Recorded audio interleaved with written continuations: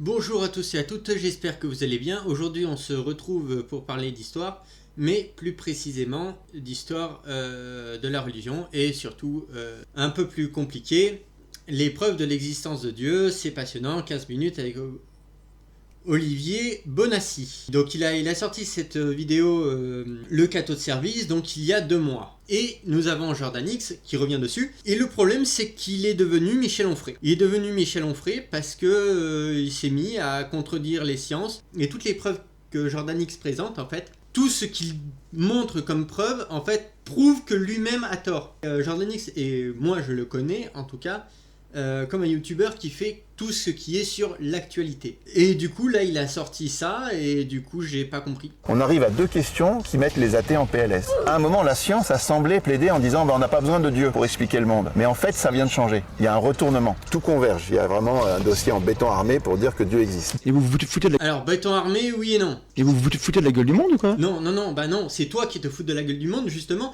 puisque tout ce que tu racontes dans ta vidéo contredit les faits scientifiques. Ça va être marrant, vous allez voir.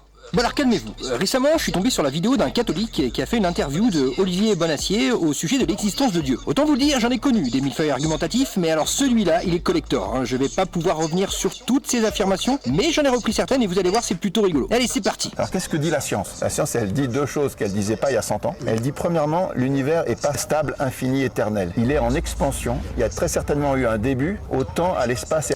Alors là, je m'arrête... écoutez bien ce qu'il a dit. En expansion, il y a très certainement eu un début au temps, à l'espace et à la matière. Ils sont liés. Einstein l'a démontré. Alors, il y a très certainement eu. D'accord? C'est-à-dire qu'il utilise le conditionnel. Alors, regardez comment Jordan X va transformer ça. Oula, alors ça commence déjà super bien. Si Einstein a démontré que l'univers a eu un début, alors là oui, c'est une PS. Alors, là, je sais pas si vous avez fait attention. Super bien. Si Einstein a démontré que l'univers a eu un début, alors... On passe de l'univers aurait eu un commencement, Einstein l'a démontré, à Einstein a démontré que l'univers a eu un commencement, et c'est faux. Alors là oui, c'est une PS intégrale. Sauf que non, les équations de la relativité ne disent pas du tout que l'univers a eu un commencement. Mais pas du tout. Ce que disent les équations, c'est qu'en remontant le temps, on voit que l'univers a rétréci et qu'il arrive à un moment où l'univers a la taille d'un point. D'ailleurs, quand vous extrapolez les équations vers les temps les plus lointains possibles, vous tombez sur ce qu'on appelle une singularité, à laquelle... Alors, c'est marrant, parce qu'une singularité, qu'est-ce que c'est? C'est un trou noir. C'est-à-dire que tout ce qui est, donc la lumière, la matière, un peu tout, le temps et l'espace, tout ne font qu'un dans justement ce trou noir, qu'on appelle plus communément une singularité. Bon. C'est d'ailleurs ce qui est à l'origine de la théorie du Big Bang. C'est un trou avec une gravité absolument exceptionnelle. On ne tarde pas à faire correspondre ce qu'on appelle l'instant zéro. Mais il arrive un moment où l'énergie, quand vous allez vers le passé, est tellement élevée que vous devez décrire toutes les interactions que subissent les particules. Or, les équations d'Einstein ne décrivent que la gravitation. Il y a d'autres interactions qui sont les interactions électromagnétiques et les interactions nucléaires. Ces interactions ne sont pas décrites par les équations d'Einstein. Donc vous pouvez toujours faire, comme en 1950, des calculs à partir des équations d'Einstein. Ces calculs seront mathématiquement justes, mais ils seront physiquement faux. C'est-à-dire, ils ne décriront pas la réalité physique des processus que vivent les particules quand leur énergie est très grande. C'est simplement l'horizon de nos connaissances. Autrement dit, personne ne peut savoir pour le moment avec les équations ce qui s'est passé avant. C'est tout. Personne ne peut savoir ce qui se passait avant. Oui, c'est ce qu'on appelle le mur de Planck, ou l'instant de Planck, pour éviter de faire Big Bang. Oui. Parce que le petit problème avec le Big Bang que ça a posé, c'est que le Big Bang est une explosion de matière. Une explosion de matière, voilà. Tout commence à l'instant zéro. Le problème, c'est qu'est-ce qui a déclenché cet instant zéro. Donc tous essayent de savoir ce qui s'est passé, mais surtout, on ne veut pas dire que c'est Dieu. Dans la relativité d'Einstein, donc dans ses équations, il a découvert que l'univers était en expansion. Il a découvert que l'univers était en expansion. Je vous mettrai tous les liens dans la description. Hein. Voilà. Ce que ne fait pas Jordan X. Preuve. Hop là. Donc là, il met OK. Hop là. Voilà. Souscripteur. Fin. Et il n'y a pas de source. il y a les chapitres, mais il n'y a pas de source. Vous les voyez les sources? Elles n'y sont pas. Et en commentaire épinglé, qu'est-ce que l'on a? Un irréductible athée, qui lui est un autre Michel Onfray, qui contredit tout ce qui est science, puisqu'il dit que Jésus n'a jamais existé. Ça, c'est Michel Onfray qui dit ça. Et un irréductible athée, bon, c'est pas grave, on fera une autre vidéo dessus, notamment quand il parle du christianisme, parce que lui, il se dit qu'il est athée, mais en fait, il est un antidéiste. C'est-à-dire qu'il part du principe qu'il déteste Dieu et que personne n'a le droit d'être chrétien. Et que tous les chrétiens méritent d'être persécutés et tués, et que tout soit détruit parce qu'il a la haine de Dieu. Pourquoi, comment, je sais pas. Alors ça, c'est un irréductible. Donc ensuite, Einstein, pour revenir sur mes propos, Einstein a démontré par ses calculs que l'univers était en expansion. Sauf que ça ne correspondait pas pour lui avec la gravitation. Pour lui, c'était incompatible. Donc, qu'est-ce qu'il a fait? Il a ajouté une constante mathématique pour justement faire que l'univers ne soit pas en expansion, mais que l'univers soit statique, qu'il ne bouge pas. Ensuite, nous avons Edwin Hubble, qui lui a repris les travaux d'Einstein, qui a supprimé la constante et a montré à tout le monde que l'univers était en expansion. Et alors, qu'est-ce qu'a dit Einstein? Il a dit, oui, c'est vrai, je me suis trompé, j'ai fait une erreur. Et il a qualifié la plus grande erreur de sa vie. Bon, alors maintenant, on va revenir un peu sur qui est Étienne Klein. Alors, pour ça, c'est très simple, c'est ce que je vous disais. Einstein a établi une théorie sur la relativité générale qui pouvait expliquer l'expansion de l'univers. Cependant, il a initialement proposé un modèle d'univers statique, l'univers d'Einstein, en introduisant une constante cosmologique pour contrebalancer l'attraction gravitationnelle.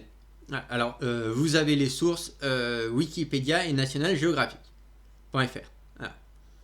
Alors, ce qui est bien, c'est que dans Wikipédia, vous avez tout en bas les sources. Lorsque Hubble a découvert l'expansion de l'univers, Einstein a reconnu son erreur et abandonné l'idée de la constante cosmologique, la qualifiant de la plus grande erreur de sa vie. Aujourd'hui, nous savons que l'univers est en expansion, une idée qui est en accord avec la théorie de la relativité générale d'Einstein. Donc, première erreur de Jordan Hicks, et surtout, Étienne Klein, il raconte en fait un peu n'importe quoi. Pourquoi? Parce qu'il noie le poisson. Alors du coup, j'ai demandé à Bing. Alors ce qui est marrant avec Bing, c'est que il nous donne les sources des articles. Donc je lui ai demandé qui était Étienne Klein et quelle était sa religion et sa question sur Dieu. Donc c'est un physicien, philosophe des sciences et producteur de radio français. Il dirige machin chose. Ok. Alors il est né dans une famille catholique. Cependant, sa religion personnelle n'est pas explicitement mentionnée dans les sources disponibles. Alors lui, je le qualifierais de macroniste puisqu'il est en même temps. C'est-à-dire qu'il noie le poisson. Il estime que prétendre prouver scientifiquement l'idée de l'existence de Dieu relève d'une démarche naïve. Il a également déclaré que l'idée de Dieu renvoie nécessairement au mystère et que le Big Bang n'est pas synonyme de la création. Pourquoi? Parce que le Big Bang, c'est une explosion de matière et de lumière et on ne sait pas ce qui est avant puisque c'est justement le mur de... Je sais plus, je l'ai dit au début de la vidéo, je m'en souviens plus. En bref, il est également déclaré que l'idée de Dieu, voilà, il a souligné que la science et la religion sont des domaines distincts qui posent et répondent à des questions différentes. Voilà, donc c'est-à-dire qu'il ne se mouille pas. Voilà, le mur de Planck. Quand leur énergie est très grande. C'est simplement l'horizon de nos connaissances. Autrement dit, personne ne peut savoir pour le moment avec les équations ce qui s'est passé avant. C'est tout. Passé cet événement, les équations d'Einstein ne fonctionnent plus. Et ça fait plus de 50 ans que des scientifiques de plus en plus nombreux travaillent pour tenter de décrire ce qui s'est passé avant le mur de Planck. Et aujourd'hui, on a plein de théories pour tenter de savoir ce qui s'est passé. Oui, absolument. Alors là, il va évoquer toutes les théories, sauf deux. Passé avant. La théorie des supercordes, la théorie des cordes, la gravité quantique à boucle, la théorie du vide quantique, la cosmologie Branner, etc. Sauf une plutôt. etc. Même si pour le moment aucune de ces... Oui, sauf qu'il a oublié de dire la théorie du Big Bang. Pourquoi? Très simple, parce que toutes les théories qu'il vient de citer, à savoir la théorie des supercordes, la théorie des cordes, la gravité quantique à boucle, la théorie du vide quantique et la cosmologie Branner, tout ça, ce sont des théories qui cherchent à expliquer et à concilier en fait la théorie du Big Bang avec La mécanique quantique. Alors, la théorie des cordes, qu'est-ce que c'est? Parce que je reviens dessus. Pour tenter de savoir ce qui s'est passé avant. La théorie des supercordes, la théorie des cordes, la gravité. Alors, la théorie des cordes ou des supercordes, c'est la même chose, plus ou moins. C'est un peu compliqué, mais bon, je vous mettrai toutes les sources en description, ce que lui n'a pas fait. La théorie des cordes, ça s'accorde très bien sur le Big Bang. En fait, c'est pour expliquer le Big Bang.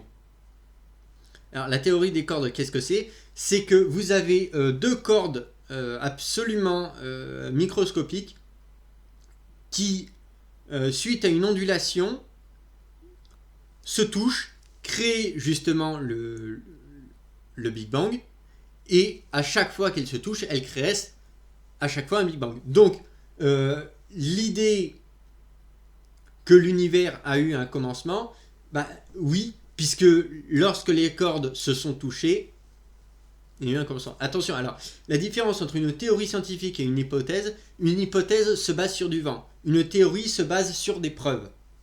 Voilà.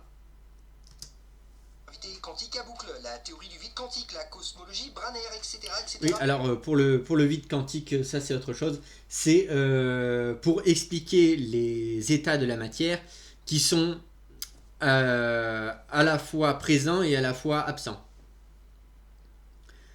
C'est très compliqué. Même si pour le moment aucune de ces théories n'est considérée comme valide, car ce ne sont que des pistes théoriques, elles ont toutes quand même Oui. un sacré point commun. Et oui, elles font voler en éclats le principe de singularité. Autrement dit, les Bah équations... non, justement, ça explique le Big Bang. Voilà. C'est quand même pas compliqué. La seule chose qu'il omet, que Jordan X omet de mentionner, c'est le Big Bang. Pourquoi? Parce que le Big Bang, c'est une explosion de matière. Et on ne sait pas ce qui a déclenché cette explosion de matière et de lumière. Pourquoi on appelle ça une singularité? Alors c'est marrant parce que on va écouter ce qu'il dit.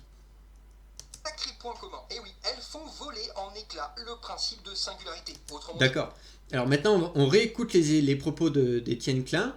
Ce que disent les équations, c'est qu'en remontant le temps, on voit que l'univers a rétréci et qu'il arrive à un moment où l'univers a la taille d'un point. D'ailleurs, quand vous extrapolez les équations vers les temps les plus lointains possibles, vous tombez sur ce qu'on appelle une singularité, à laquelle on ne tarde pas à faire correspondre ce qu'on appelle l'instant zéro. les cordes, la gravité quantique, aucune de ces théories n'est considérée comme valide, car ce ne sont que des pistes théoriques. Elles ont toutes quand même un sacré point commun. Et oui, elles font voler en éclats le principe de singularité. Autrement Voilà.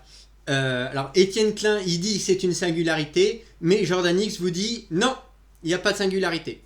Avec de telles contradictions, mon cher Jordan X, tu peux devenir musulman. Je te jure, hein, prends le Coran comme modèle, tu vas voir, c'est parfait. Niveau contradiction, c'est parfait. Alors, le réglage fin, ça aussi c'est lunaire. continuez pour le fun. S'il est spécialement bien réglé, on appelle ça le réglage fin de l'univers. Si les 30 paramètres qui définissent les données initiales ou les lois de l'univers. Et donc les gens qui ont découvert ça il y a 60 ans pour le réglage fin et qui en découvrent encore chaque année, ça pose une immense question. Comment ça se fait que si tu changes un tout petit peu le poids de l'électron, la charge de l'électron, la vitesse de la lumière, la force de gravité, tu changes un tout petit peu, le monde est plus possible. Ah merde, encore raté. De nombreuses simulations... Alors, encore raté, non. Pourquoi? Alors, qu'est-ce que le réglage fin? Hop là.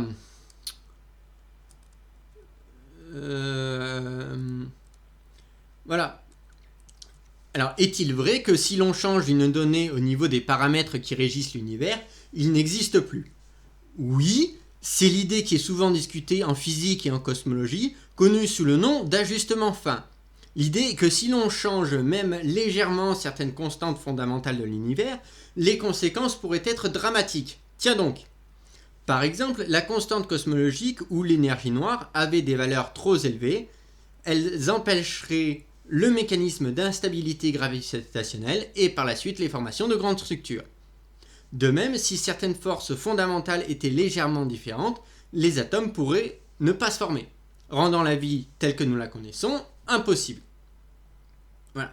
Cependant, il est important de noter que notre compréhension de ces paramètres et leur implication est toujours en cours de développement. De plus, certaines théories comme celle du multivers suggèrent que différents univers pourraient avoir des ensembles différents de paramètres fondamentaux.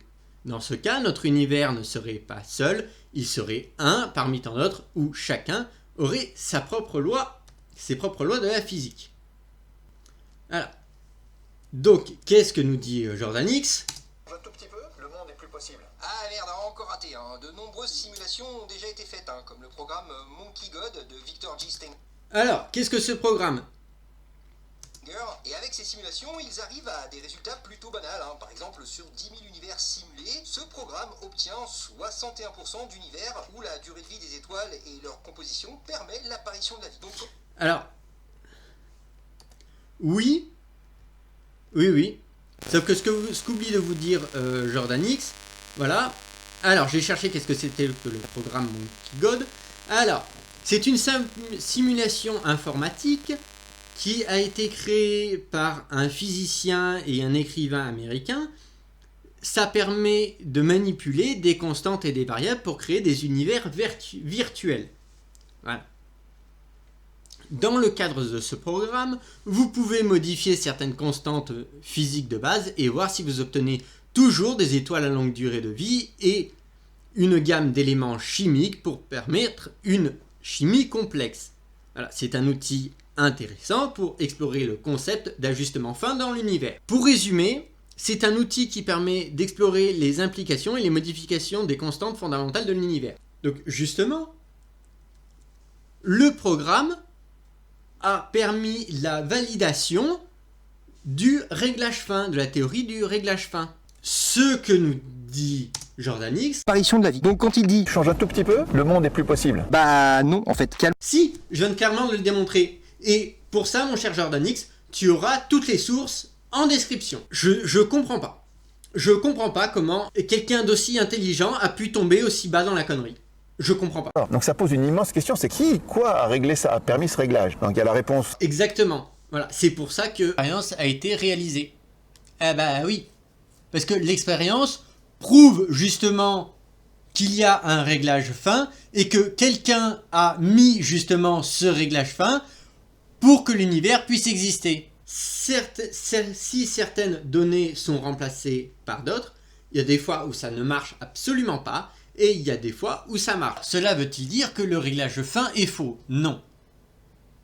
Cela veut simplement dire que en faisant justement ce réglage fin, donc en se prenant pour un créateur, c'est exactement ça à quoi sert l'expérience, à créer de nouveaux univers fictifs, entre guillemets, vous avez ces petites incohérences qui normalement devraient justement mettre en évidence que la théorie du réglage fin est faux. Oui, en effet. Sauf que non, puisque justement ça prouve que le réglage fin existe, et que justement avec un réglage fin, justement, l'univers existe. Parce que ce ne sont pas des données aléatoires, ce sont des données très précises, voilà. Et il est vrai que si on en change certaines, ça peut modifier l'univers. L'univers a été créé, c'est comme ça, hein, c'est ce que prouve cette expérience, c'est que l'univers a été créé selon certains paramètres et pas d'autres. Pourtant, ces autres paramètres sont plausibles, donc peut-être ça prouve l'existence d'un multivers. Donc il y a la réponse des croyants, comme Einstein, qui dit que toute personne sérieusement impliquée en science finira par découvrir qu'un esprit supérieurement intelligent est à l'origine de tout ça. Oui, enfin bon, si tu veux citer du Einstein, on peut, si tu veux jouer, on peut, y a pas de souci, mais ça va pas aller dans ton sens, car il a aussi dit « Le mot Dieu n'est pour moi rien d'autre que l'expression et le produit des faiblesses humaines. » Mais de toute façon, ce qu'Einstein pense ou dit, on s'en fout, ça ne démontre absolument rien. Pourquoi t'attarder dessus? Deuxième point, c'est que c'est pas seulement un univers qui est là, en plus il est ordonné, il est beau, il est harmonieux, il est complexe. Et donc ça renvoie à une intelligence. Ordonné? Mais je vois pas sur quoi il se base pour prétendre ça, c'est complètement subjectif. Mais surtout, beau et harmonieux. Mais est-ce que ce mec a déjà regardé dans le ciel avec un télescope? Non, parce que oui. Oui, mais alors moi je te pose la question, Jordan X. As-tu déjà regardé le ciel avec un télescope? Je peux te dire que c'est magnifique. C'est magnifique le ciel. T'as plein de couleurs de partout, c'est magnifique. Je vois pas ce que tu trouves moche dedans. Oui, c'est beau, il y a du gaz, des belles lumières, tout ça, mais je veux dire, factuellement, qu'est-ce qu'on regarde vraiment? Qu'est-ce qu'il y a là-haut? Bah, c'est juste des amas de roches et de gaz qui dérivent dans l'espace intersidéral, hein, c'est juste... Alors, qui dérive non, puisque dériver, ça va à l'encontre justement de la théorie d'Einstein, de la gravitation, hein, et bah, en fait, tu mets une croix sur Newton, tu mets une croix sur toutes les recherches scientifiques, parce que tout ne dérive pas dans l'univers, bien au contraire. À la dérive, ça veut dire que ça part dans tous les sens. Or, ça part pas dans tous les sens, c'est pas vrai. Sinon, l'univers n'est pas en expansion. la mort qui règne là-haut. Depuis quand des morceaux de roche et de gaz qui dérivent au gré des forces gravitationnelles? Ah bon, tiens, maintenant, alors dérive au gré des forces gravitationnelles. Alors non, ça ne dérive pas, justement, ça suit des trajectoires. C'est notamment comme ça que on peut s'apercevoir des objets cycliques, c'est-à-dire qui ont un cycle et qu'ils reviennent, comme par exemple les comètes. Comètes, qu'est-ce qu'elles font? Elles passent près du Soleil, elles suivent leur trajectoire, elles continuent et après elles reviennent. Donc non, ça ne dérive pas. Harmonieux. Oh les mecs, enfin, juste, on est là sur un amas rocheux qui dérive dans l'espace comme des milliards d'autres partout autour de nous. Oui, alors, non. Et comme je viens de l'expliquer, non. Il a un problème, Jordan X. Franchement, Jordan X, si tu m'écoutes, franchement, SOS Suicide, ça existe, hein. Je te jure que ça existe, tu devrais les appeler, il y a un numéro vert. Non, parce que là, t'es clairement en dépression. Pour te citer, ça n'a rien à voir avec l'espace, mais bon, pour te citer un poème d'Alfred de Musset, qui te disait la vie est un sommeil, l'amour est un rêve, et vous aurez vécu si vous avez aimé. Pourquoi a-t-on des poèmes sur la beauté de l'univers, si c'est moche? Nous, hein. Mais de toute façon, c'est pas parce qu'on trouve un truc joli, beau, harmonieux, que ça démontre quoi que ce soit. Hein. En droit, il y a une phrase qui m'a frappé. Le faisceau d'indices n'est pas la preuve, mais peut être constitutif de la preuve. C'est-à-dire que si tu prends les éléments au hasard, c'est sûr que ça ne veut rien dire. Mais comme il l'explique plus tôt, il est ordonné, il est beau, il est harmonieux, il est complexe. Dans la nature, moi je te montre des animaux, mon gars, c'est complètement dégueulasse. Hein. On se demande ce qu'ils foutent là. Bah, tu vas pas chercher bien loin, un ver de terre, c'est quoi ce truc? Alors là, comme ça, oui, un ver de terre, c'est beau. Non, parce que tu prends un ver de terre dans le jardin, je peux te jurer qu'il n'est pas comme ça. Parce que ça, c'est un lombric. Et quand tu prends un lombric dans ton jardin, il est couvert de terre. Après, c'est vrai que l'esprit humain est assez complexe, puisque toute beauté est relative. Ça, c'est de la philosophie. Donc, parce que le mec, il dit que l'univers est beau, et que toi, tu dis que l'univers n'est pas beau, parce que tu es dépressif, je suis désolé, mais c'est la seule chose qui ressort. Hein. Tu es dépressif. Je comprends pas. C'est Dieu qui a créé ça, c'est dégueulasse, ouais, je viens de prouver. Bah, c'est pas que c'est dégueulasse pour toi. Peut-être que c'est pas dégueulasse pour Dieu, mais qu'est-ce qu'on a à foutre que c'est dégueulasse? Je veux dire, tu les manges pas dans ta salade. T'en fais quoi? Tu t'en sers pas de décoration. Demande aux pêcheurs, hein, ceux qui pêchent dans la rivière, si un lombric c'est dégueulasse. Tu vas voir ce qu'ils vont te répondre. Parce que les lombrics, justement, on s'en sert comme appât, pêcher du poisson. Les poules mangent les vers de terre et les lombrics, qui sont des vers de terre. Voilà. Les vers de terre sont géniaux parce que quand tu les utilises pour le jardin, ils aèrent le jardin en faisant des trous dans la terre et en permettant justement à ton jardin de respirer. Mais ça, évidemment, il faut chercher un peu plus loin que simplement la connerie. On se demande ce qu'ils foutent là. Bah tu vas pas chercher bien loin, un ver de terre, c'est quoi ce truc quoi? C'est Dieu qui a créé ça, c'est dégueulasse, ouais, je viens de prouver que Dieu n'existe pas parce que c'est moche. Bah, donc c'est-à-dire que, voilà, il vient de donner un argument complètement débile, parce que lui, il trouve que quelque chose est moche, forcément, Dieu n'existe pas. C'est exactement le même argument que vous retrouvez dans un irréductible athée, sur la chaîne d'un irréductible athée. Le niveau de condescendance est vraiment astronomique. Il est vraiment lunaire. Parce qu'il considère que quelque chose est moche, par conséquent, Dieu n'existe pas. Très simplement, Narcisse. Narcisse était tombé amoureux de son reflet et est mort de faim. Troisièmement, il y a quelque chose de spécial dans l'être humain qui font que tous ceux qu'on appelle des hommes depuis les temps les plus reculés, ce sont des gens qui enterrent leurs morts. Alors, oui et non, parce que certains les brûlent. Mais il est vrai, alors c'est pour ça que je renvoie à ma vidéo sur la religion de la préhistoire. Depuis la préhistoire, on enterre les morts. D'abord en groupe et après de façon séparée. Voilà, donc là, il dit bien que ça s'inscrit dans un contexte. Quelque chose qui va demeurer. Donc ces trois grandes intuitions des hommes, l'existence de l'univers, son ordre et l'esprit, la spécificité de l'homme, font que pratiquement tout le monde croyait en quelque chose. Alors là, il est en train de nous dire qu'une des preuves de l'existence de Dieu, c'est qu'avant les gens, ils croyaient aussi en Dieu. Mais non mon gars! Depuis toujours, l'homme a un besoin de spiritualité. Comment s'est fondée la civilisation? À travers la religion. La divinité cananéenne à la fin de l'âge de bronze. Voilà. Où il est placé à la tête du Panthéon. Même si son autorité semble décroître au profit du dieu Baal, voilà, il sert à la fois pour désigner un dieu étranger, pour désigner le dieu d'Israël. C'est-à-dire que... donc la plus ancienne mention remonte au XIVe siècle en Égypte, dans le site d'Amenophis III. Mais non. Ouais, d'accord, très bien. Oui, mais non, hein, l'être humain globalement a tendance à croire en une vie après la mort. Ben oui, parce qu'une personne ne veut pas mourir, hein, et forcément on supporte mieux... Une personne ne veut pas mourir? Ah bah...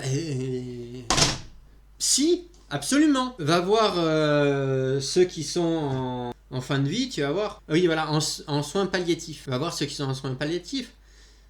Pourquoi on a aujourd'hui ce débat sur l'euthanasie? Si les gens ne veulent pas mourir. Si les gens ne veulent pas mourir, pourquoi ce machin pourquoi l'euthanasie est très acceptée? Et pourquoi ce sont que les religieux qui se mettent en avant en disant non, on ne veut pas de l'euthanasie? Explique-moi pourquoi. Si les gens ne veulent pas mourir. L'être humain, depuis des dizaines de milliers d'années, s'invente de belles histoires pour faire face à une vie froide, dénuée de sens et surtout faire face à la mort. Oui. Alors, non, une vie froide, non. Encore une fois, mais je te jure, je vais te mettre le numéro vert pour assistance suicide. Hein, pour ceux qui luttent contre le suicide, en bas, dans la description. Franchement, encore une fois, le poème d'Alfred de Musset. Il suffit juste d'un exemple, d'un seul, et toutes tes théories, tout part en miettes. Est-ce que tu as réfléchi avant de faire cette vidéo? Je crois pas. Et donc, ça prouve quoi à part que notre cerveau est câblé pour rationaliser des phénomènes qui... Mais notre cerveau ne peut pas être câblé, voyons. Puisqu'il n'y a pas de réglage fin. Tu viens de le dire toi-même. Tu serais pas en passe de devenir musulman par hasard? Parce que autant de contradictions, tu devrais te tourner vers le Coran. Hein. Tu vas être servi. Bien. Tu vas vers l'infini, mais ça sera ce qu'on appelle un infini potentiel. C'est-à-dire jamais tu pourras dire ça y est, je suis arrivé à l'infini. De toute façon, le concept même de l'infini a été inventé pour déterminer ce que l'on ne peut pas déterminer. Parce qu'on ne peut pas aller au-delà de l'infini. C'est pour ça qu'on se demande si l'univers a-t-il une fin ou pas, ou est-il infini. D'ailleurs, une phrase célèbre d'Einstein qui disait « Je ne sais pas si l'univers est infini, mais la connerie humaine, elle semble bien l'être. » Tu pourras dire ça y est, je suis arrivé à l'infini. Oui. Donc tu vas tendre vers l'infini. Mais tu ne pourras jamais dire je suis arrivé à l'infini. Ben, pour la même raison qu'en partant de maintenant, tu ne peux jamais arriver à l'infini, tu ne peux pas provenir de l'infini et arriver à maintenant. Donc l'idée d'un temps infini dans le passé, c'est une folie. Et ça, c'est un commentateur chrétien d'Aristote qui s'appelle Philopon au VIe siècle. Il avait très bien compris. Aristote pensait, comme tous les philosophes grecs, que l'univers était stable, éternel, infini. Et lui, Philopon, il regarde, il dit non, c'est pas possible. Un temps infini dans le passé, c'est irrationnel. Ok, donc là il nous dit que l'univers ne peut pas avoir toujours existé car c'est irrationnel et illogique. D'accord, ouais. Sauf que comme on vient de le voir, hein, les théories unificatrices disent plutôt le contraire, même si... Bah non, justement, les théories, justement, valident justement ça, notamment avec le machin du Big Bang. Alors pourquoi le Big Bang a fait tant polémique que ça? Parce que ça veut dire qu'il y a eu une intervention, un élément déclencheur. Et comme cet élément déclencheur, les gens ont tendance à le relier à Dieu, du coup ils aiment pas ça. Du coup ils ont modifié ça en l'instant de Planck. Voilà. Ou le mur de Planck. Parce qu'ils disent on ne sait pas ce qui se passe derrière, donc on va dire que... on peut pas dire que c'est un Big Bang, parce que ça fait trop création, trop chrétien. Il faut quelque chose qui se différencie. Non, parce que tout ça c'est des conneries. Il faut quelque chose qui soit plus scientifique, quoi, moins religieux. Même si rien n'est encore certain. Et surtout, la réalité, c'est que ça fait 400 ans que la science nous montre que tout ce qu'on croyait être impossible ou illogique était en fait tout à fait possible. Par exemple, à cause d'Aristote, on a cru pendant des millénaires que plus un objet était lourd, plus il tombait rapidement. Et si l'on... Oui, c'est le cas. Plus un objet est lourd, plus il tombe rapidement. Ça serait illogique, impossible. Non. Encore une contradiction. Franchement, tu devrais être musulman. Parce que faire autant de contradictions dans une même vidéo, on dirait une explication du Coran. Vers 1500, il y a un mec qui s'appelait Galilée, hein, il est arrivé, il a démontré que non, en fait, la chute des corps, c'est beaucoup plus complexe que ça. Hein, Quand tu auras fini de dire des conneries, il n'y a pas un petit problème là? Beaucoup plus complexe que ça, hein, et surtout contre-intuitif. Et pour faire encore plus récent, j'imagine que si je dis à ce monsieur que j'ai réussi à faire bouger un objet visible à l'œil nu et en même temps à le faire rester immobile, oui, un objet visible à l'œil nu peut être en mouvement et en même temps immobile. On imagine. Bah, si je lui dis que ça existe, bah il va me dire sûrement que bah non, c'est illogique, oh, c'est impossible. Ouais, bah, sauf qu'il a presque 15 ans de retard le bougre, hein, parce que ce genre de phénomène que l'on croit illogique et ou impossible a déjà été réalisé en labo. Et à l'échelle quantique, des trucs comme ça...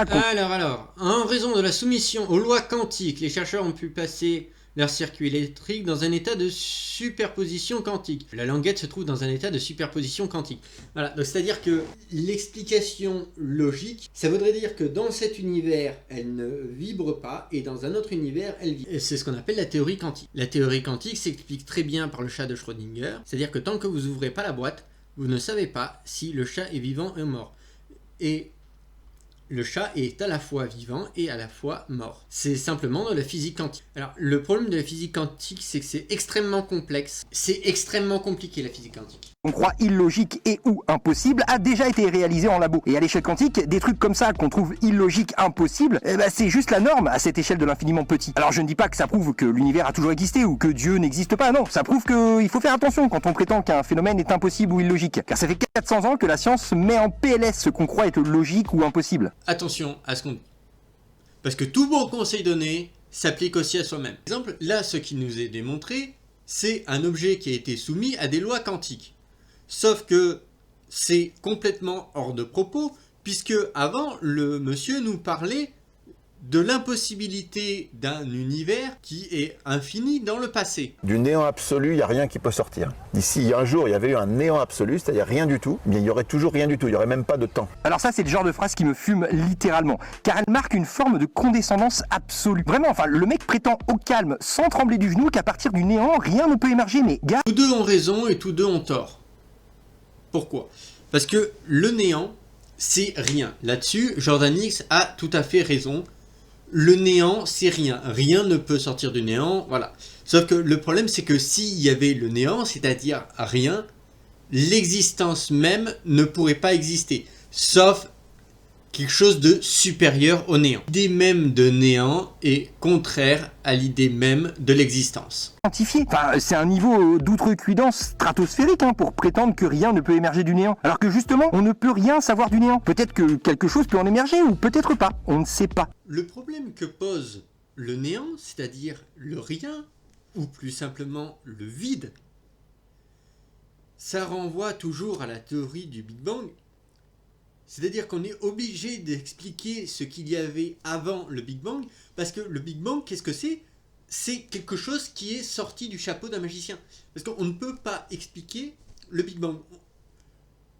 Dire qu'avant le Big Bang, il y avait le néant, c'est complètement impossible. Ça, parce que ça renvoie à ce que quelqu'un ait volontairement enclenché le Big Bang, en fait, presque appuyer sur un bouton ou donner un coup de baguette magique, ce qui en soi est scientifiquement impossible. C'est-à-dire que on est obligé de dire que avant le Big Bang il y avait quelque chose, sauf que ce quelque chose on ne sait pas. Voilà, on ne sait pas. Pour l'instant, la seule chose que l'on sait de nos théories actuelles, c'est que avant le Big Bang il n'y avait rien. Et ça pose problème.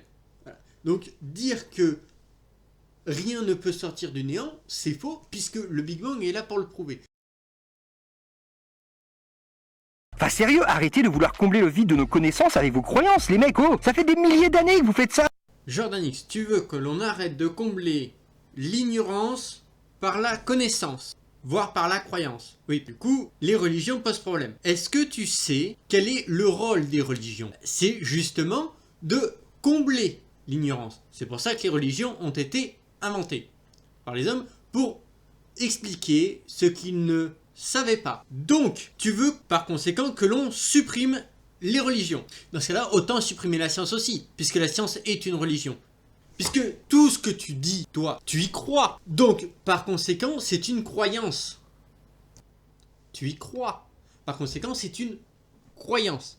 Donc, la science est une croyance. Et qu'est-ce que fait la science? Elle explique, justement, ce que l'on ne peut pas expliquer. Donc, il faudrait supprimer les religions et la science. Mais du coup, il reste quoi? Il y a d'années que vous faites ça, c'est bon quoi. Avant c'était la pluie. Tu sais, la pluie c'était Dieu. La science elle est arrivée. Ah bon. Alors non, la pluie n'a jamais été Dieu. Que tu me dises qu'il était dans la brume, là je veux bien. Mais dire que la pluie était Dieu, non. Que c'était un Dieu qui faisait la pluie, oui. Mais Dieu n'a jamais été la pluie. Dis non, rien à voir, c'est plus compliqué, calme-toi. Calmez-vous. Oui, calme-toi, tu racontes des conneries. Il faut se calmer. Oui. Il y a eu la foudre, hein, c'était Dieu. Ah bon. Tiens, c'est étrange. Qui c'est qui foudroyait les gens? Ah oui, c'était Zeus. Mais Zeus n'a rien à voir avec Dieu. Zeus est un dieu de la mythologie grecque. Ça veut dire que Dieu est dans la foudre. Ce qui est en contradiction, en fait, avec Élie. Ce que dit Élie. Donc, tout ce que vient de dire Jordanix, c'est faux. Finalement, c'est un phénomène naturel de décharge électrostatique, hein, rien à voir avec Dieu. Encore une fois, calme-toi, etc. Alors, moi j'ai une autre question. Mon cher Jordanix, qu'est-ce qui te prouve que c'est pas un dieu qui, justement, manipule tout ça? Parler de l'ignorance, justement, on n'en sait rien. Alors pourquoi tu viens polluer tout ça avec tes croyances? Parce que, pourquoi Dieu n'aurait-il pas le droit de se servir d'un élément naturel comme la foudre pour punir quelqu'un? Bien que, de ce que je sais, ça n'a jamais été le cas. De ce que je sais en tout cas. Dieu n'est pas dans la foudre. Par contre, là où on associe la foudre à quelque chose de divin, parce que la foudre tombe du ciel. On sait que la foudre est un élément naturel. Bon, alors maintenant, explique-moi. Qui es-tu pour dire que Dieu n'a-t-il pas le droit de se servir d'un élément naturel à sa guise? C'est-à-dire que ton niveau de condescendance est absolument titanesque parce que tu dis non, Dieu n'a pas le droit de faire ça. C'est pas un peu hypocrite par hasard? Encore une fois, calme-toi, etc., etc. Le concept de Dieu n'a cessé de reculer au fur et à mesure que la science progresse. Et vous allez... Non, bien au contraire, complètement l'inverse. Puisque les gens sont de plus en plus religieux, comme on le voit sur le graphique, sur l'image ici, et c'est les athées qui deviennent de moins en moins nombreux. Ça n'a pas de sens et ça ne peut pas durer éternellement. Oui, t'as raison, ça peut pas durer éternellement, cette connerie, ça ne... Vous pouvez pas juste dire « je sais pas ». Non, ça vous... Oui, tu peux pas dire juste « je sais pas ». J'ai pas fait de recherche. Tu peux pas éviter de sortir une vidéo pour déblatérer des conneries. Ça, tu peux pas le faire. Non, c'est pas possible. C'est au-dessus de tes forces. Tu peux pas dire « il y a des mystères en ce monde que je ne saurais résoudre ». Et j'évite d'en parler. Non. Ça vous écorcherait la gueule? Oui, ça t'écorcherait la gueule? Est-ce que ça t'écorcherait la gueule de faire une vidéo après celle-là en reconnaissant toutes les fois où t'as eu tort? Est-ce que cela t'écorcherait la gueule? Oh, c'est fatigant. Mais allez vous faire enculer en fait. Enfin, si vous le faites, ne dites pas que c'est une connaissance. Ne mélangez pas sachoir et croyance. Il y a une deuxième possibilité, c'est que l'univers n'a pas toujours existé et qu'il y a eu un créateur qui lui a toujours existé, qui est en dehors du temps, de l'espace et de la matière. Alors celle-là, c'est vraiment ma préférée parce que sans s'en rendre compte, il dit lui-même que Dieu n'existe pas. Calme-toi, je t'explique. Quand une entité ou un phénomène existe, il est forcément quelque part à un instant précis. Par exemple, une chaise existe, ce qui fait son existence, c'est qu'elle se trouve quelque part à un instant T. Mais si je dis... Dieu n'existe pas, calme-toi. Ah bon? Vous avez entendu, vous, Dieu n'existe pas? Moi non plus. Je t'explique. Quand une entité ou un phénomène existe, il est forcément quelque part à un instant précis. Par exemple, une chaise existe, ce qui fait son existence... Alors, moi j'ai une question. Jordanix. Au bout d'un moment, t'es con, tu le fais exprès. Pour construire ta chaise, tu fais comment? Tu es obligé de la construire à l'extérieur. Tu es obligé d'être à l'extérieur de la chaise pour construire ta chaise. Je sais pas, ça paraît logique. Si tu es dans la chaise, tu peux pas la construire, c'est pas possible. Mais si je dis... Alors, non. Est-ce que tu as vu le film Matrix? Qu'est-ce que le réel? Parce que si ce que tu es réel, c'est ce que tu peux toucher, dans ce cas-là, le soleil n'est pas réel, tu peux pas le toucher. L'air est-il réel? Tu peux pas le toucher. Pourtant, il l'est. Donc tu vois que ton raisonnement à deux balles n'a aucun sens.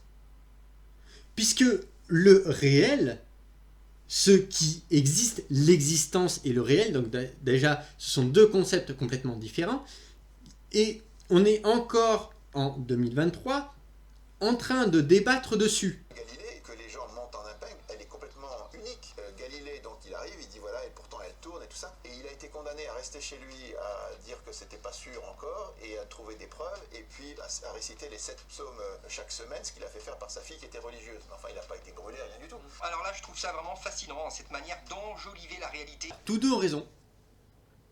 Mais par contre, cette histoire des 7 psaumes qu'il a fait réciter par sa fille, je sais pas d'où ça sort, je sais absolument pas d'où ça sort. Voilà. En tout cas, Jordan X a raison sur ce point. Galilée a été condamné, mais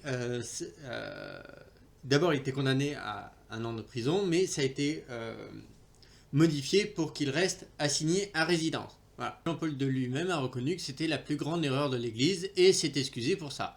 Un peu tard, mais bon. Alors, l'Église a-t-elle cherché à bâillonner des découvertes scientifiques? Écoutez, j'ai demandé à Bing. Alors, il me dit que l'histoire de la relation entre l'Église et la science est complexe et nuancée. Il y a des moments de conflit, mais aussi de soutien mutuel. Historiquement, l'Église catholique a souvent été un important soutien des sciences.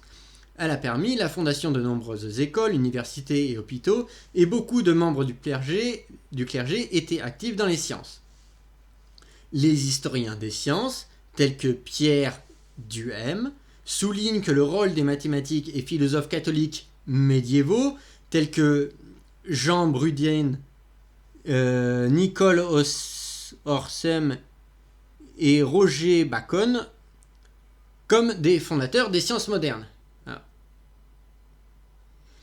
Cependant, il y a des moments où l'Église a été en conflit avec certaines découvertes scientifiques. Le plus célèbre cas est celui de Galilée, qui a été jugé par l'Inquisition pour avoir soutenu l'héliocentrisme de Copernic, selon laquelle la Terre tournait autour du Soleil. Cette théorie était en contradiction avec l'interprétation littérale de certains passages de la Bible, à l'époque. Il est important de noter que l'Église catholique aujourd'hui voit la science et la foi comme complémentaires. De nombreux scientifiques catholiques ont contribué à des découvertes majeures dans différents domaines. En résumé, bien qu'il y ait eu des moments de tension entre l'Église et l'Église a également joué un rôle important dans le soutien de la science à travers l'histoire. Mais non, l'Église n'a pas du tout cherché à bâillonner les découvertes scientifiques. Non, calmez-vous. Enfin, le niveau de déni est stratosphérique, vraiment, quoi. Bon. Jordan X, t'as fini de raconter des conneries? Parce que je te signale que le premier préhistorien de France était curé. Donc l'Église a cherché à bâillonner les découvertes scientifiques, c'est faux. Bon voilà, j'arrête là, parce que ça continue comme ça pendant encore 10 minutes, et moi j'ai une vie à côté quand même. Bref, une sombre affaire. Et toi, mon petit bonhomme, t'en penses quoi finalement de tout ça? En effet, oui, t'as une vie à côté. Sauf que ce que Jordan X oublie de vous montrer, volontairement ou pas, alors j'ai retrouvé la vidéo, voilà. Donc l'Église contre la science, voilà. Il n'a pas été brûlé, rien du tout. Mais il y a eu des malentendus et des choses regrettables par rapport à Galilée, comme il y a eu des choses regrettables par rapport à Jeanne d'Arc qui a été brûlée. Mais on ne dit pas que l'Église est contre la sainteté parce qu'elle a brûlé Jeanne d'Arc. C'est une erreur. C'est des gens qui ont fait une erreur. Des gens qui ont fait des erreurs. Sur Galilée, c'est pareil. Mais mais pourquoi tu l'as pas mis ça, Jordan X? de trouver un seul grand savant qui a fait bouger la science, un Pasteur, un Einstein, un Fermi, tout ce que tu veux, qui n'est pas judéo-chrétien et venant du monde chrétien, entre le Moyen-Âge et le XXe siècle. C'est vrai. Mais ça, tu pouvais pas le mettre, ça, Jordan X? En plus, le Big Bang, l'abbé Lemaître, un prêtre, un des pères de la génétique, c'est un prêtre aussi. Bien sûr. C'est vrai que c'est fou. Non mais voilà, donc c'est une légende totale, c'est absurdissime, mais bon, la mauvaise foi est quand même très forte. Voilà. Et à la fin, les gens nous disent, bon ok, Dieu existe, mais alors c'est qui? Et maintenant, on a un autre projet qui veut dire qu'il y a 1000 raisons de croire que c'est Jésus. Ce projet s'appelle 1000 raisons de croire. Alors plus je travaille sur le dossier, plus je suis fasciné de voir à quel point il y a des raisons extraordinaires de croire au Christ qui sont innombrables. Il y a plein de questions auxquelles la science n'a pas de réponse. On ne sait pas répondre à des tas de choses. Est-ce que c'est que la matière noire, l'énergie noire? Qu'est-ce qui s'est passé exactement au moment de tout début du Big Bang? Il y a plein de trucs. Miracle de Saint-Charbel. Tu sais combien il y a de miracles répertoriés de gens qui ont témoigné qu'ils ont eu un miracle par Saint-Charbel? Je sais pas, mais dizaines ou centaines. 29 349. 29 349. C'est-à-dire que dans ces livres, il y a 29 349 dossiers. Où est-ce que tu as une personne comparable dans aucune autre religion au monde? Il y en a Zéro. Mais dans le monde chrétien, il y en a plein. Si tu vas voir à Lisieux, tu vas à Sainte-Thérèse de l'Enfant Jésus. Après sa mort, elle avait annoncé une pluie de roses et ça a été plus que ça. Il y a eu des miracles dans les tranchées pendant la guerre de 14, au moment de sa béatification, de sa canonisation. Les sœurs, elles recevaient des centaines de lettres par jour de miracles et de grâces de Sainte-Thérèse. Où est-ce qu'il y a une personne comme ça dans une autre religion? Ça n'existe pas. Et puis tu as des lieux comme la Vierge Marie, par exemple, c'est encore au-dessus. La Vierge Marie, il y a 2400 lieux d'apparition ou d'intervention de la Vierge Marie dans l'histoire, documentés. Il y a 0 pour Bouddha ou Mahomet. Ça n'existe pas. Tu as 7500 dossiers qui ont été déposés à Lourdes pour des guérisons inexplicables au bureau médical. Où est-ce qu'il y a un lieu comparable dans le monde? Il y a 2000 saints qui ont été canonisés par l'Église catholique. À chaque fois qu'il y a un saint maintenant dans les procédures, il faut que tu aies une enquête avec avocat du diable pour déterminer les vertus héroïques de la personne et un miracle pour la béatification, un miracle pour la canonisation. Tout ça, c'est documenté. Où est-ce qu'il y a ça dans une autre religion? Tu vois ce que je veux dire? Et puis des milliers de gens qui témoignent qu'ils ont rencontré le Christ personnellement, dans la prière, dans les songes, dans tout ce que tu veux. Des histoires providentielles à plus savoir qu'en faire, des conversions extraordinaires, des apôtres, des mystiques, des visions, tout ce que... Bon, tout ça pour dire une seule chose, c'est que la foi chrétienne est vraie, qu'il y a 1000 raisons d'y croire et qu'il n'y a absolument rien qui peut lui être comparé. Et on veut mettre ce débat sur la place publique. Mais du coup, tout ça, ça s'appuie sur des faits, c'est ultra solide. Pourtant, il y a des gens qui continuent de dire non, c'est faux, non, j'y crois pas. Bien sûr. Hein. Qu'est-ce que disent déjà les contradicteurs et pourquoi ils le disent? Il faut comprendre une chose. D'abord, la question de l'existence de Dieu, elle est extrêmement intime et personnelle et tu changes pas d'avis en 5 minutes sur ces questions-là. Il y a un gars qui a essayé de me piéger un jour dans une conférence. Il me dit, écoutez, si j'ai bien compris votre affaire là, il y a des preuves de Dieu. Donc s'il y a des preuves de Dieu, soit je les connais pas, ça veut dire que je suis un culte, soit je les comprends pas, ça veut dire que je suis idiot, soit je les comprends et je les connais, mais je les refuse, ça veut dire que je suis de mauvaise volonté.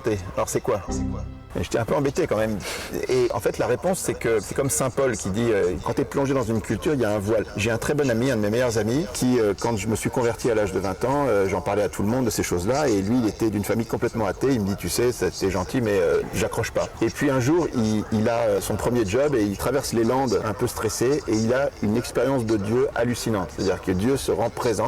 Il m'appelle, il dit, écoute, là, j'ai vécu un truc, t'en reviendras pas. Je peux plus douter que Dieu existe, j'en suis sûr. Mais alors, tu peux pas imaginer le temps qu'il va me falloir pour tout reformater dans ma tête, parce il va falloir des années pour remettre tout en ordre, parce que j'avais une vision du monde complètement différente. Oui. Donc en fait, quand tu es dans une culture, dans une famille, dans une religion ou dans un truc qui t'a formaté d'une certaine manière, c'est très très dur sur ces sujets-là d'en changer. Le mot pour la fin, c'est qu'en fait, Jésus il dit « Demandez, on vous donnera, frappez, on vous ouvrira, et qui cherche trouve ». Ces choses-là, il faut chercher. Dieu est caché. Pourquoi est-ce que Dieu est caché? Pour nous laisser libres. Pour 2 raisons. D'abord parce qu'il ne peut pas faire autrement qu'être caché, parce que s'il n'était pas caché et que tu pouvais le saisir comme un arbre ou comme un objet, ça serait une idole, ça serait pas le vrai Dieu. Le vrai...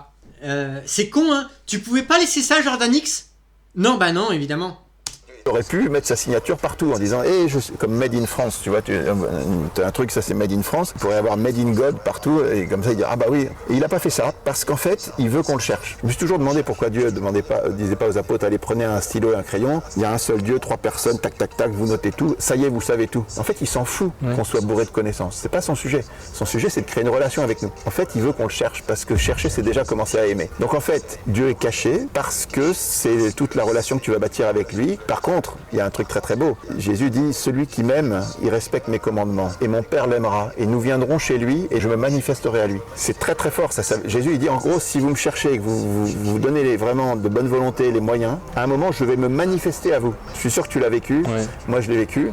Et je connais toutes les personnes qui se sont engagées vers Jésus qui l'ont vécu. Il se manifeste à nous par la prière, par la providence, par des circonstances. Et au bout d'un moment, tu peux plus douter un instant. Mais c'est ça qu'il veut qu'on fasse. Parce que c'est dans la relation. Parce que Dieu est relation. Il est Trinité. Donc il est relation. C'est ça qui compte. C'est ça qui a de la valeur pour lui et c'est ça qu'il veut pour nous. Dans la foi catholique, elle est basée sur l'écriture et la tradition. Et l'écriture, et au sommet de l'écriture, il y a l'évangile de Saint Jean. Et au sommet de l'évangile de Saint Jean, il y a ce qu'on appelle le prologue de Saint Jean. Cette vidéo s'arrête là. Je pense avoir suffisamment démontré que Jordan X, je sais pas pourquoi, mais tu t'es mis dans l'idée de devenir un complet abruti. Voilà. Juste le temps d'une vidéo, tu t'es dit, ouais, tiens, peut-être que je vais devenir un complet abruti et contredire absolument toutes les preuves et dire non, absolument, là je veux pas. Voilà. En tout cas, il n'y a pas plus aveugle que celui qui ne veut pas voir. C'était Kaefré et je vous dis à une prochaine fois.